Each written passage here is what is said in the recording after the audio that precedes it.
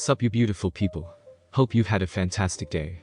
Welcome back to another new episode of What If Naruto Was in the Marvel Universe. If you guys enjoy this what if, comment down below and let me know. And go ahead and check out other what ifs in the channel after watching this video. Don't forget to subscribe and leave a like, and also share this video with your friends. So now let's start this video. Hammer Industries Research and Development, New York. June 2nd, 2010 local. The Hammer Industries R&D building was a massive complex spanning 4 city blocks in Queens, New York. Low-risk weapons and experimental technology were done in these buildings. However, one of these buildings was where Hammer hides some of his less-than-legal activities. The Northwest Annex poses as a field office, admin office, and warehouse, but in reality, it houses and tests some of its slightly illegal techs. So it's kind of a no-brainer that this was where Hammer would stash a not-so-dead Ivan Vanko, and have him recreate the Iron Man armor. Of course, Vanko stabbed Hammer in the back and instead created semi-autonomous drones, while creating a fully functioning suit behind the scenes. To be fair, Vanko upgraded the software of the Hammer drones and the network security, so Justin Hammer didn't get screwed all the way. A heavily tinted carbon black Hennessy Venom GT can be seen parked just outside the Northwest Annex. Inside were Nat and Jessica. "You ready?" Natasha asked. "Yeah." Jessica replied with a smile. "Can't wait to get started." Natasha just stared at her for a second before nodding and stepping off the car. She's wearing her vibranium-weaved widow suit and full-face vibranium mask. She also temporarily colored her hair ebony black, as her natural red hair would be too eye-catching. Leaving as small of a footprint as possible would make the cleanup significantly easier. Jessica decided to head in the opposite direction, wear what she usually does, although with some modifications: a zipped-up black leather rider jacket over a white tank top, black jeans, and leather boots. The only change she did was add leather riding gloves and a military scarf mask. "I have to ask." Natasha started as they were walking towards the building's front door. "Are you wearing anything bulletproof?" Jessica adopted a thinking pose before answering. "Well, everything I'm wearing was either a gift or had been held by Naruto for more than 5 minutes, so I'm sure everything is more than just bulletproof." Natasha shrugged in agreement. Naruto's previous profession made him very paranoid. Even the flimsiest of thongs he would give his girls would probably survive a kilogram of C4. The pair confidently walked through the door, and Natasha strutted past the first guard before accelerating. She put down the 2 guards behind the first using an athletic necklock takedown. Jessica, on the other hand, took the more direct approach, and just held the first guard by his shirt, before throwing him to the ceiling, effectively knocking him out. "Jess, check how much strength you use." Nat pointed up toward the ceiling, where there was a clearly visible crack. "These guards aren't enhanced. They're a lot flimsier than what you're used to." "Yeah." Jess replied while scratching her head a bit, embarrassed. "Kind of felt that when he dropped." "Well, he's still breathing, so it should be good." Natasha just chuckled while shaking her head. She's not sure if Jess was already like that or was corrupted by Naruto. Personally, she believes it's somewhere in between. Nat walked towards the terminal in the reception area. She plugged in a flash drive in one of the computer terminals. A worm would be uploaded in the system, which would decimate the local network. This would effectively cut off unencrypted and conventional forms of communication from leaving and entering the building. It wouldn't do jack shit to the secure signal used by the Hammerdrons, but it would prevent security from calling reinforcements. The pair then walked through the central corridor while decimating the guards. Those overpaid paid cops could do almost nothing to arguably the world's best female assassin and an enhanced individual. It didn't take long for them to reach the central area. As soon as they opened the door, they saw a small army of offline Hammerdrons standing shoulder to shoulder. "Fuck." Jessica let out. "I'm going to hurt him. Hurt him badly." "I'll join you," Natasha replied. "How's this a bit more than 20? Of course, he's not wrong, but comes on. Naruto had given every member a small outline on each of their target and possible scenario they might get themselves into. Like how Vanko had made the Hammerdron and recreated the Iron Man armor. It came extremely close to the Ironmonger armor by staying in appearance with the added electric whips. The only group that should be mainly in the dark was the Abomination group, since it was literally a last-minute event. Now, they just had undeniable confirmation that Naruto hid information, probably for his amusement. That's just a trait Nat could never remove from Naruto. In non-dire situations, well non-dire according to him, he would always prioritize entertainment value over logic or even lives. It's only due to the backlash that will annoy them to no end, and Natasha and Jessica's influence prevents him from ultimately going off the bender. Let's find Vanko before he can activate the lot. The duo burst through multiple rooms to find where Vanko was. It took them 5 minutes, searching 2 rooms at a time, before finding the desired space. Although, it looks like they're already too late. Inside the small, mess-up room was a reasonably advanced computer setup, a bed, and 2 guards tied up by electrical wires from the ceiling. "Fuck. We're too late." Natasha rushed towards the computer and checked what was on the screen. "We're really too late." It shows that Vanko already started the Hammerturn's startup sequence and left some instructions. Go to the warehouse and see if you can find a way to stop them. I'll try something on my end. Brooklyn, New York. June 2nd, 2010-2015 local. Come on. We need to get out of here. Sergeant Garcia said while basically pulling a mother while carrying her child. He's one of the squads tasked with checking the surrounding buildings and getting non-combatants out of the red and yellow zones. The child was already crying. Davies. We're getting out now. There are only 2 buildings over. Yes, Sarge. It took only a few minutes before everyone in their squad piled out of the rear exit and ran away from the main street, only using the alleyways. They were quite some distance away when the building suddenly collapsed. There were a couple of ways that could cause the building to collapse, and none of that mattered, as the soldiers and the civilians would surely die if they were still inside the building. The neighboring building collapsed soon after, and Garcia was sure that the people inside hadn't evacuated yet. Fuck. Somebody needs to pay for that fucking abomination. Someone from their squad voiced out. They were still navigating the alleyways when something caught their attention. A reasonably large man wearing an all-black tactical gear walked down the emergency exit with 2 people slung over his shoulder. This man was Steve Rogers himself, a military legend. Of course, none of these soldiers knows this. They only know him as one of the people holding off the abomination before the Hulk literally dropped from the sky. Soldiers, can you help these people get out of here? There are a few more buildings I have to check. Steve said before gently dropping the people on his shoulder next to the soldiers and leaving, but not without a second look. Brooklyn, New York. June 2nd, 2010-2015 local. I'm not much for cursing, but I think I could let this one slide, bloody hell. Peggy let out while looking at the Hulk and the abomination duking it out on the streets. The streets were wrecked, and some of the buildings had already collapsed. The military had already pushed back the line another block, and it's only 2 blocks away from Queens, and 5 blocks from the southwest border of the Stark Expo. Even from their line, they could already see some small explosions and smoke. Not to mention the fact that there's already some call for backup from the NYPD. Peggy pulled out her phone and dialed for Naruto. How's the expo? Peggy asked. There's a lot of fireworks but nothing exciting as of yet. Naruto answered. Does Tony have insurance for the lot? Yup. Enough to rebuild the whole thing and then some. No idea how Pepper pulled that off. How about the evacuation? Especially the southwest side. You're in luck, my lady. The southern part is primarily clear. All the attendees are being moved to the northern entrance. That's good cause I'll try to move the fight there. It's open, insured, and non-residential. Didn't you guys start at the warehouse district? How far have you moved already? 15 blocks. Peggy deadpanned since it's impossible for Naruto not to watch what's happening. Wow. They got far. Naruto said with his usual cheery tone, irritating Peggy. You need help with moving the fight. That would be appreciated. Evacuate everyone from the south. Peggy would really like to shove the offer up Naruto's arse, but there's no reasonable and safe way for her to move the fight. Especially as it would bring them across some residential and commercial buildings, exponentially increasing the difficulty. It didn't take long before a rain of kunais to pile down on the Hulk and the abomination. Normal puny knives would never hurt the 2 behemoths, and to be fair, these kunais were made out of ordinary steel. It's the user that made the difference. Naruto was throwing the knives fast enough to cause sonic booms. These were more than enough to get the pair's attention. Hey, Dunderhead. Not you, green guy. The crotchless ugly guy. Naruto shouted while standing on top of a nearby wrecked car. He's wearing his Nine Tails outfit. Nine Tails. Get out of here, or I'll smash you to the ground right after I kill this guy. Blonsky replied, showing his irritation. How about no, dickless? Naruto taunted again before throwing another storm of kunai, burying Blonsky in a small crate. That certainly got the asshole's attention as he started speeding up towards Naruto. Naruto, for his part, turned towards the expo and began a slow jog, well, a slow jog for him, towards the expo. Naruto was quickly approaching the military line. All the soldiers were already setting up their gear and preparing to open fire. Wind release. Great breakthrough. Naruto whispered to himself before punching forward. The powerful gusts of wind pushed the soldiers, Humvees, trucks, and tanks towards the side, keeping everyone from doing anything. Naruto pulled out his phone while Blonsky was following him, and the Hulk was chasing Blonsky. Hey, Jarvis, can you patch me through Tony? Naruto asked. Of course, sir. I am connecting you now. Hey, Tony. What you doing? I'm busy right now dodging Hammertons, so I'll talk to you later. Oh, for sure. I just want to tell you that I'm bringing some extra party members. I know you're not bringing the big guys to my expo. Come on. You have insurance. No? Pepper would freak out and hang us by the balls. Shit. There were 5 seconds of silence before Naruto finally replied. There's nothing to do now. We're here. Stark Expo, New York.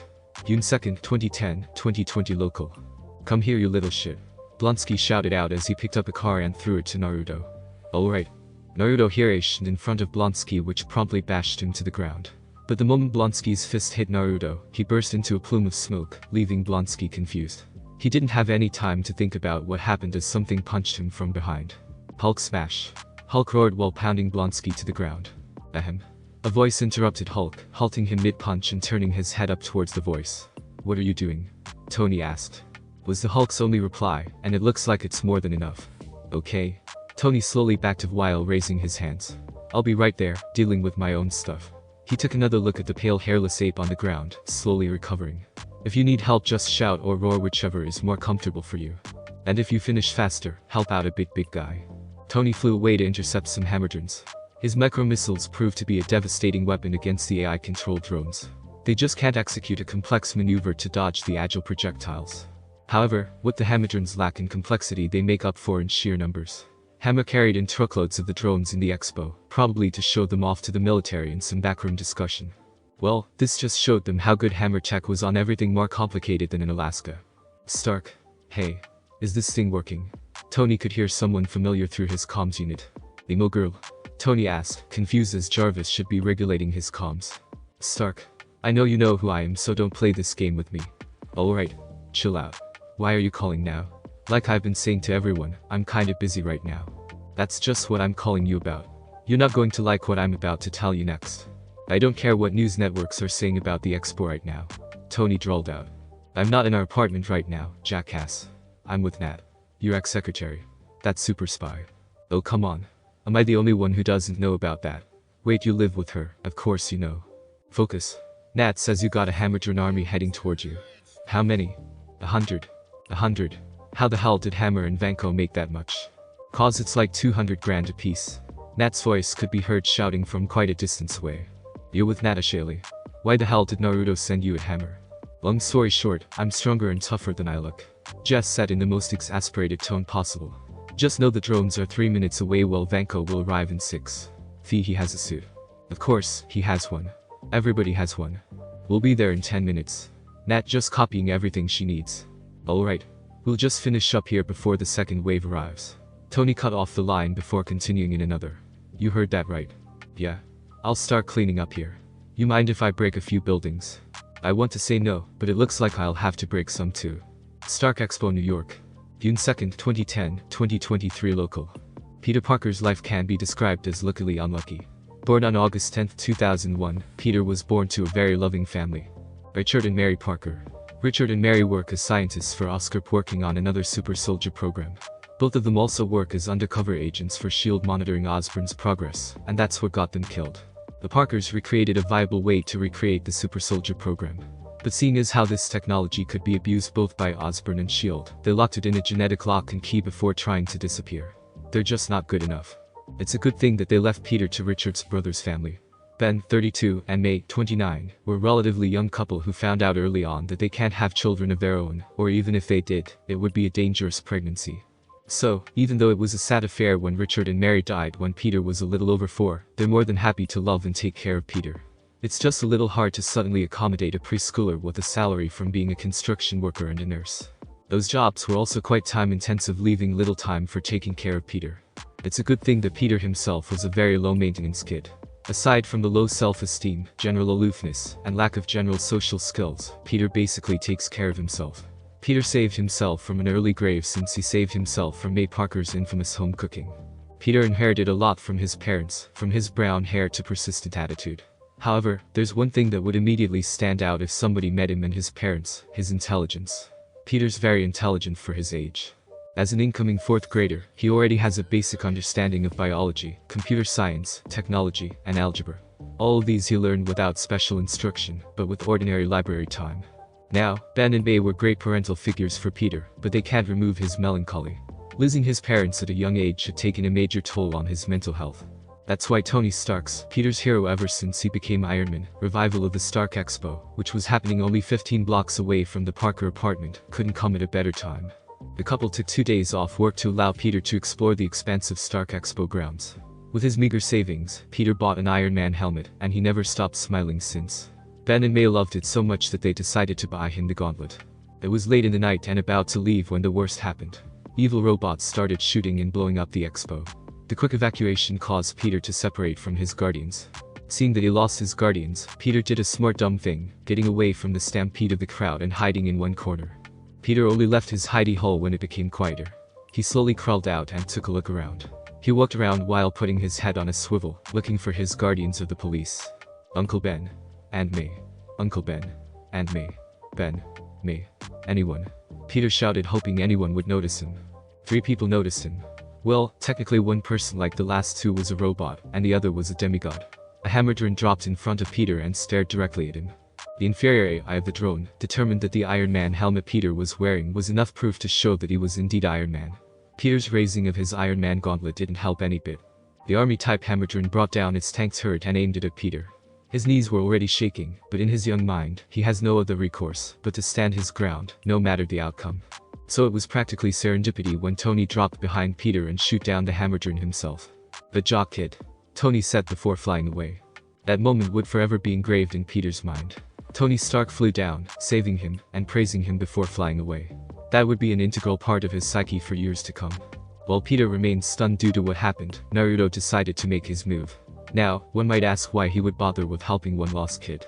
It's not due to the kindness of his heart. It's due to something he saw with his special eyes. Peter was naturally absorbing nature chakra, rather than expelling it to the earth, and he hadn't turned into stone, something more commonly seen on summoned animals. "Hey, kid," Naruto asked as he nonchalantly walked to Peter. "You lost." Using his dojutsu, Naruto could see Peter's hopeful expression turn into hesitance through the mask. "You're not an evil robot too, are you?" Peter asked in an admittedly cute way. "Do I look like a robot?" "No?" "Are you asking?" "No?" "Then come on. I'll take you back to your parents." "I don't have parents. They're dead," Peter plainly stated. Normal people would reel back and apologize hearing that kind of reply from a kid, but Naruto just smiled wider. "Cool. I don't have parents, too," Naruto replied, causing Peter to tilt his head in confusion hearing that reply. "Got girlfriends, though. They make me do stuff I don't want to do. Like cleaning up after myself." Peter just glossed over the girlfriend's part. "So come on. Let's find your guardians," he ended while extending his hand. Uncle Ben said don't talk to strangers, but I guess it's a little late for that. Well, Aunt May said don't follow with strangers. Good rules. Alright. Naruto extended his hand once again. "I'm Naruto." Peter hesitated for a moment before shaking Naruto's hand. "Hi. I'm Peter Parker." "That's it. Can we go now?" "Okay." Peter took Naruto's left hand and followed him with a skip in his step, totally ignoring the explosions and flying robots. "It would be ridiculously easy to kidnap you." "Are you kidnapping me?" Peter asked with a small quiver of his lips. "No. Not now." "Not now? Never mind that. Let's just go," Naruto let out before putting on some shades. It took them 10 minutes with occasional small talk before they reached the police line, holding the crowd back and defending them from the drones. It's a good thing that the drones have little to no interest in them. Nevertheless, some casualties have already been recorded between the cops and the guests. "Hey, you guys good?" Naruto greeted the hyper-alert cops, causing them to point all their guns at him. They quickly pulled back though when they saw a kid holding onto his arm. "Looking for this kid's guardian. Can you point me to the nearest distress group?" "Ah, follow the path. There's a group coordinating missing persons by gate 12. One stunned police answered. "Thanks. We go, kid." Another short walk later and they saw a relatively large group huddled at one side of the gate, talking loudly. Some were even crying. Naruto's sharp ears picked up voices from a couple asking for Peter. Using his eyes, Naruto searched where the voice came from. "Wait here and don't move no matter what. You'll get swallowed up by that mob." Peter nodded to Naruto's instruction. Naruto let go of Pettit and slowly approached the couple from behind and tapped their shoulder. "Yes, can we help you?" Ben Parker asked respectfully but clearly in a rush. "You looking for a kid? Brown hair, brown eyes, wearing an Iron Man helmet, about ye-high." Yes, that's Peter. Have you seen him?" May implored desperately. "Well," Naruto pointed behind him. "He's over there. Come on." The couple followed him without a second thought. They quickly cleared the crowd, and when Peter saw his uncle and aunt, he ran at full tilt towards them. The family had an emotional meeting. "Ah, before you go full teary-eyed." Naruto reached inside his jacket and pulled 2 metal calling cards, and gave it to Ben. "Call the red and gold card if Peter is as smart as he looks like. Just say my name. Petey knows it. Call the orange card if he does anything weird. Anything at all." He explained. "Either way, I'll know if you called." Thank you, May said while hugging Naruto. She eventually let go. "Really? Thank you," Ben added. "Didn't do it on the goodness of my heart. Believe me. Naruto took a step back. Just call the numbers when I told you to. Tony would love to corrupt more kids than his own. As long as they're not a couple of dum-dum. Ben and Mary looked confused for a moment, so they looked into the cards. The orange card only has a phone number engraved into it. The red and gold card though was something special. Both sides have engraved phone numbers. One side has the name Potts, while the other has Stark. It's quickly apparent who owns those numbers. Oh my god. It's Tony Stark's number. You gave us Tony Stark's number, just who are you? May cut herself off when they saw Naruto suddenly missing. Where did he go? Stark Expo, New York. June 2nd, 2010-2025 local. Hey man. I can see them coming now. Rhodey shouted through the comms before hearing Tony land beside him. Where have you been? Saving a kid. Tony replied while looking around, noticing the remains of Hamadryns. Looks like you cleaned up here nicely. He then pointed towards the swarm. You have the big gun. Just make sure they drop away from the buildings. Oh yeah. My pleasure. You could hear his smile under his helm. Rhodey bent his knees a bit and aimed the machine railgun forward. The auto-aiming system went into overdrive and tagged each and every drone. The moment the drones passed the pavilions, he opened fire. 2,000 rounds per minute of grain of sand-sized projectiles traveling at Mach 10 speeds could do some serious damage. In a matter of seconds, Rhodey already crashed half of the drones, particularly the less armored ones. It left the army and navy drones, the more destructive variant. That answers that. I need to superheat the metal to retain its stopping power over a distance. Tony muttered to himself. Anyway, let's get to it. He added before flying off. Tony used his air superiority to dodge and attack the Hamadryns. Rhodey joined in and did the same thing, pelting the drones with the railgun. They were in the middle of utterly dominating the drones when something unexpected took care of all of it. The Hulk and the Abomination burst through one of the buildings and bulldozed the dozens of the remaining drones.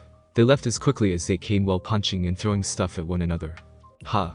That was easier than I thought.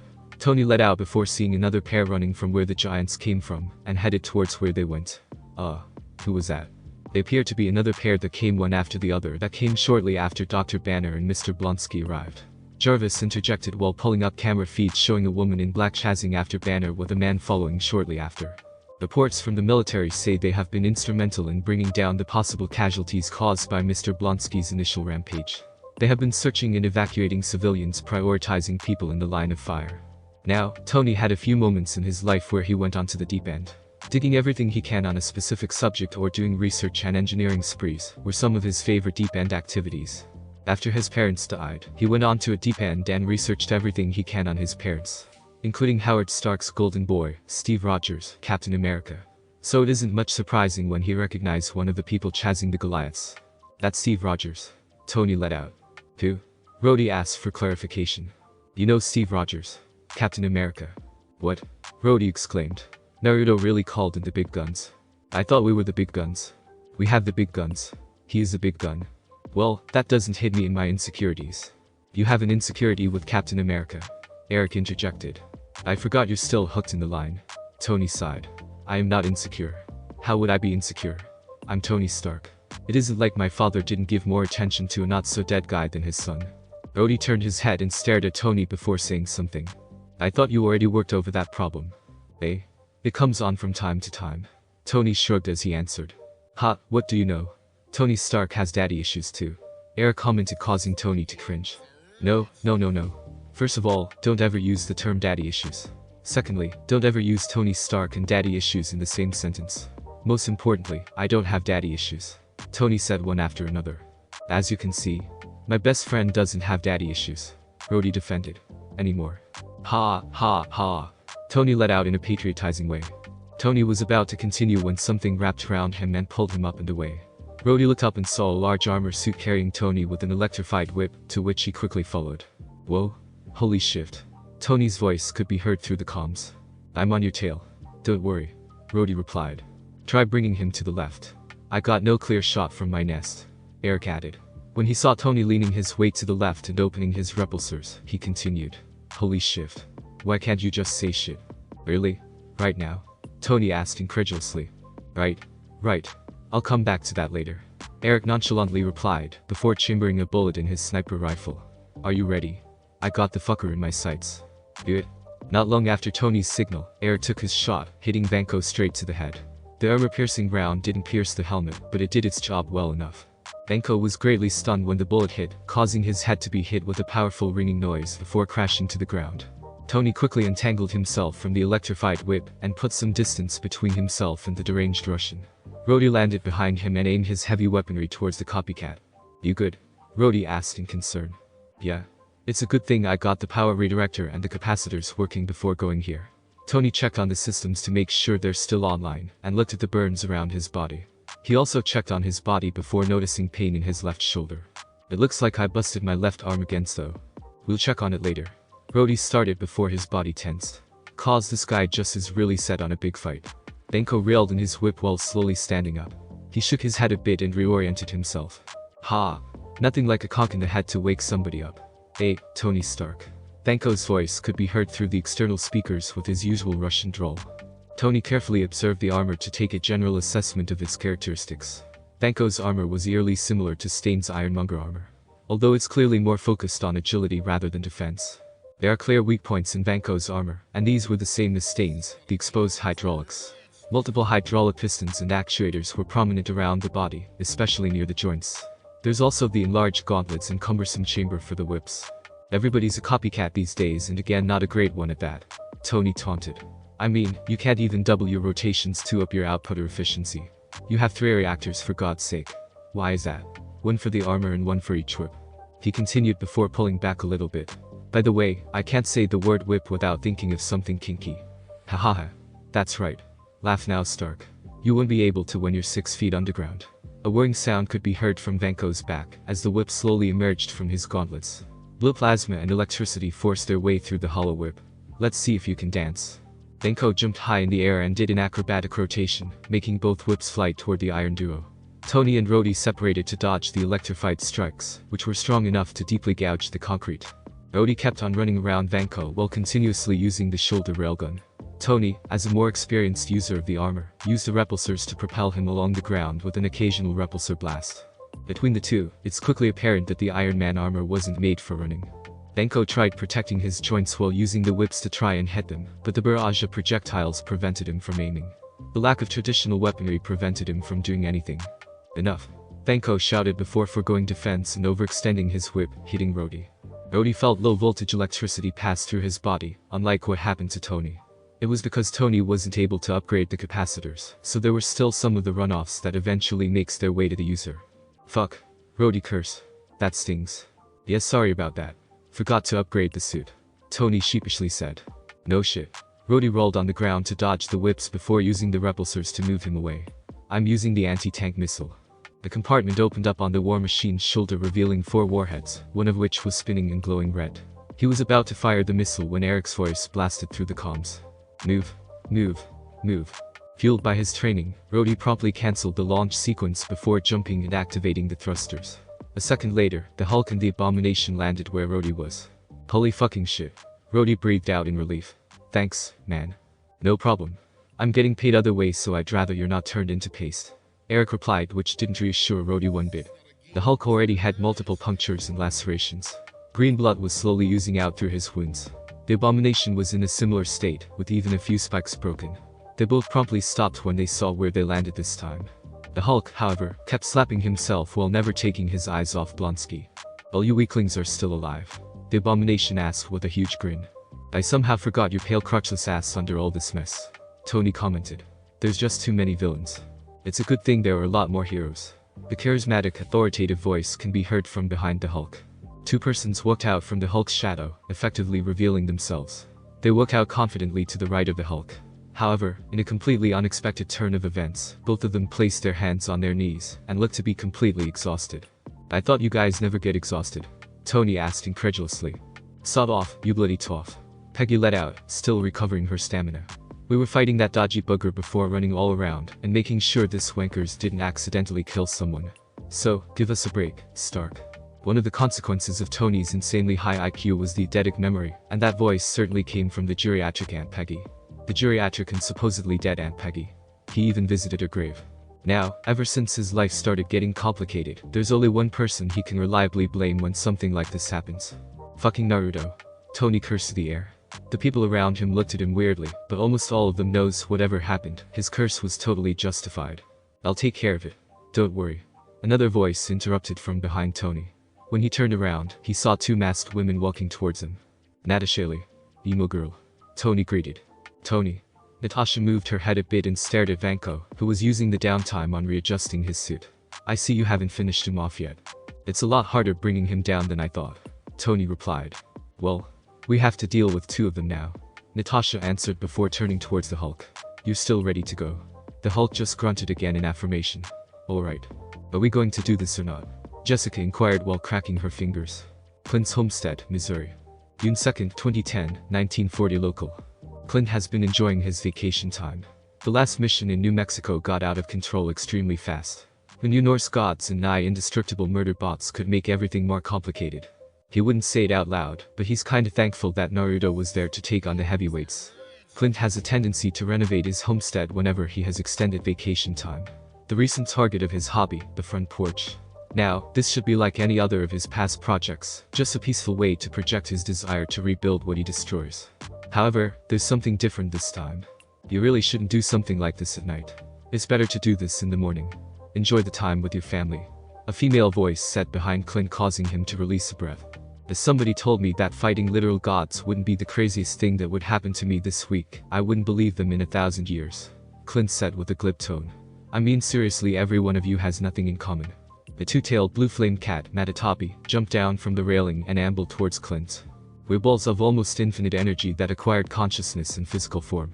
Not much makes sense about us. Matatapi countered. Clint had to concede with that reasoning. Some things just don't make sense in this world.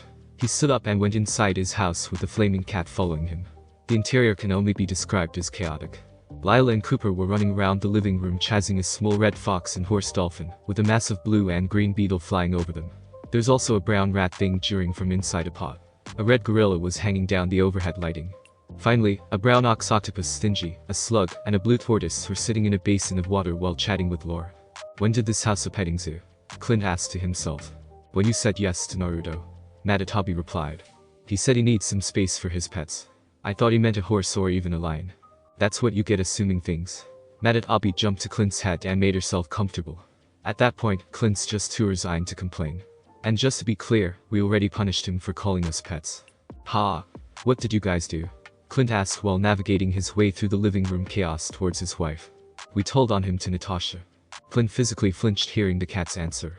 Nat has earned her reputation to being a hard ass. God bless his soul. Clint approached Laura and gave her a peck on the cheek. What are we making? We're going to have Jiden. Laura replied while chopping some onions and garlic. Jayuki's been teaching me how to cook some Japanese cuisine. What? Not seafood. Clint joked before releasing a chuckle. We had octopus takoyaki when you were gone. Laura deadpanned. Clint scrunched his forehead in confusion. He then slowly turned towards the basin and stared at the very prominent tentacles moving around. Oh my god. We bought some. You bought an octopus in the middle of nowhere, Missouri. There's the one specialty food shop in the town. Just had to place an advance order. Is it good? Good enough. Could have been more crispy. Jayuki interjected. You ate some too. Isn't that weird? Not really. Had to taste if your wife made it right. Lila loved it. I'm thinking of making some more in the future. Laura excitedly replied. Clint was about to reply when somebody knocked on the door, which caused both him and Laura to go into high alert. The homestead was the most secure safe house he had. His neighbors, if you could call them that, is there at least a mile away, know not to visit after hours as long as it wasn't an emergency. So it's extremely peculiar that someone would come visiting at this time. Take the kids. I'll answer the door. Clint said in a low tone while working his towards his bow. Don't worry. It's just Naruto. Matatapi spoke up before releasing a humming sound. Well, maybe you should worry. Cause you know, he's Naruto. Clint released a full-blown groan hearing the name. Naruto could just somehow make everything lively, and lively was the last thing he wants at this time. He walked towards the door and opened it, revealing a grinning Naruto with a cooler. Brought food. Naruto announced with a smile. Just wanted to see if you want to watch the news. The news? Clint whispered to himself. What did you do now?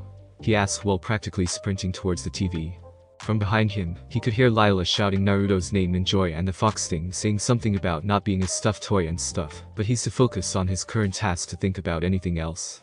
He turned the TV on and scanned the channels until eventually, he caught something from a local New York channel. Local police finally lifted the local air traffic restrictions above the Stark Expo. So for the first time, we would be able to see what's happening at the expo itself. A man reported while practically shouting into his mic. There. Pointed there. The camera turned towards the fight. Two giants were fighting with some smaller men putting in some shots. A massive armor can also be seen fighting 2 Iron Man suits, and again, while somebody else was taking some pot shots here and there. Clint could clearly see that one of those fighters was Natasha. It's a fight of heroes versus villains.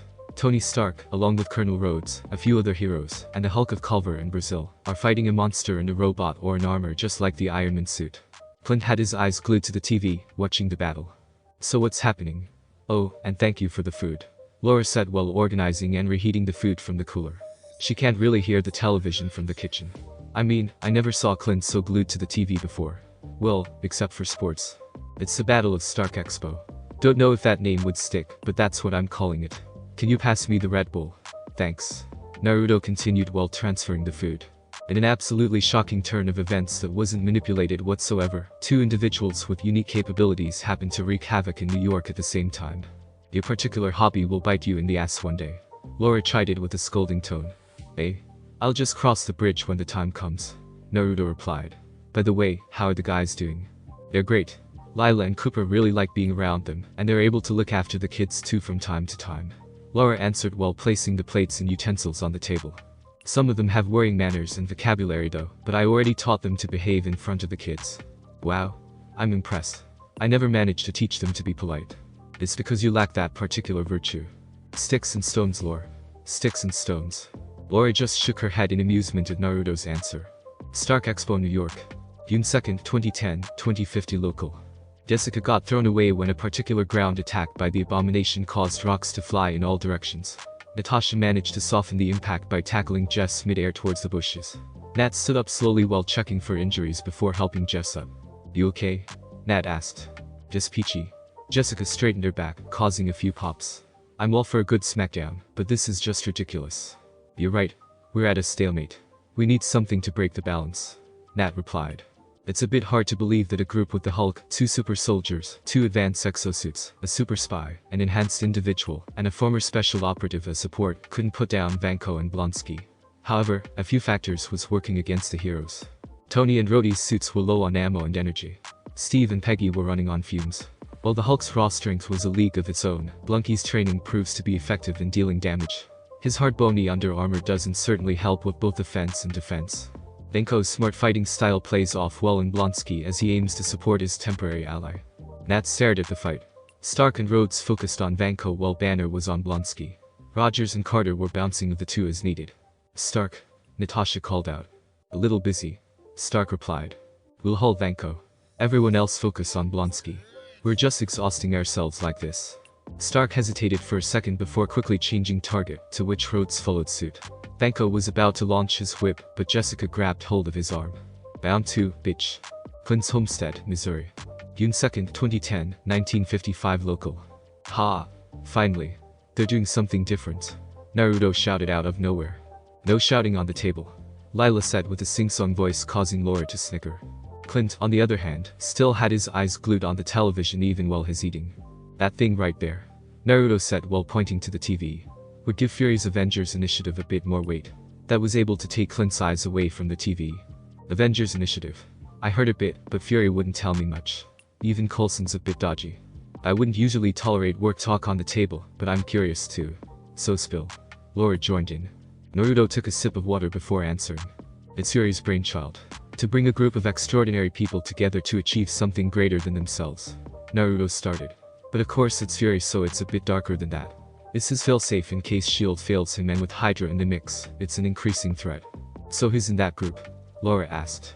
As of now, Stark, Banner, Rogers, Romanoff. Naruto stared at Clint dead in the eye. And Barton. Clint scoffed hearing the list. It's gonna fail. Everybody's too different in ideologies and way of thinking. Some are also incredibly volatile. Clint gave his honest assessment. Not to mention the more than likely clash between Stark and Rogers. All valid points. Naruto conceded. But with the threat level the Avengers Initiative is supposed to deal with, you guys can't afford to fail. That sent shivers down Clint and Laura's spine. Disregarding Naruto's implied threat level, there's one thing they can't get out of their minds. What the hell was a guy with a bow and arrow supposed to do at that level? Oh? It looks like they're just about done. Stark Expo, New York. June 2nd, 2010, 2100 hours local. You lose, Stark. Vanko said with a grin before laughing hysterically. His arc reactors started beeping. Almost everyone immediately connected the dots. Tony grabbed hold of Nat and Jess's clothes before flying away. Rhodey did the same with Steve and Peggy. They were in mid-flight when all the Hammertrons in Vanko's suit blew up, devastating everything around them. The group landed on the rooftop where Eric was nestled. Sheesh. The insurance company would go broke. Tony let out, trying to inject some humor in the situation. Everyone except for Tony, Rhodey, and Eric, which already walked out of his hole, was already slumped on the ground, exhausted from the battle. Steve was about to remove his mask when Nat spoke up. Better keep that on, Cap. There's still some media helicopter flying around. You don't want that much attention now. The name partially startled Steve as he put in the effort to hide his identity. Don't be surprised, Cap. You're as famous as they come. It'll be hard not to recognize you. As Nat was done speaking, something large dropped somewhere at the backside of the building. They turned around and saw the Hulk. The Hulk intensely stared at them for a moment before he slowly shrunk. The sequence of events was a weird yet fascinating thing to watch.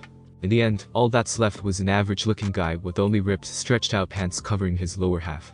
So I'm Bruce Banner. Bruce introduced himself. Talk about a crazy day, huh?